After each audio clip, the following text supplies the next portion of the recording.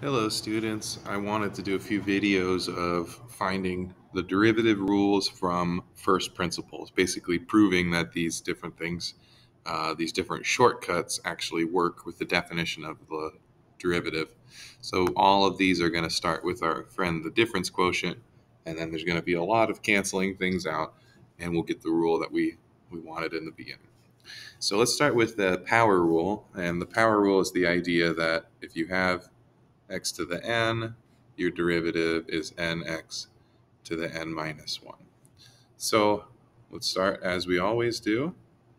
Limit as h approaches 0 of f of x plus h. So that's x plus h to the nth power minus f of x, all divided by h.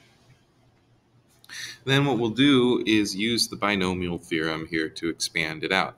And so the binomial theorem tells us that we have x to the nth power plus nx to the n minus 1 times h, plus then here we can start using our combination coefficients n choose 2, x to the n minus 2 h squared, dot dot dot, and then minus x to the nth. And you can just imagine the rest of the binomial expansion where you have your general term is n choose k, x to the n minus k, h to the k. And I hope you see that fits with all the dot dot dots there. Then x to the n minus x to the n cancels out. So you have the limit as h approaches 0.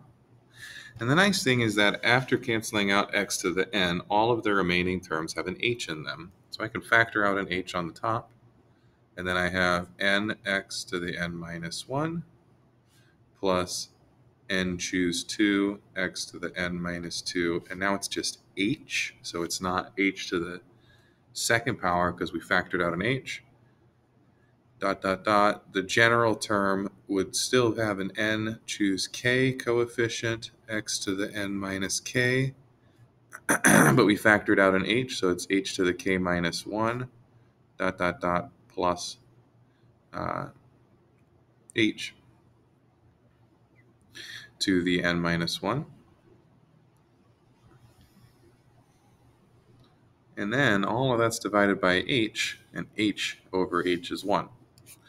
Now that we have gotten the denominator canceled out, we can substitute h equals 0 to take the limit.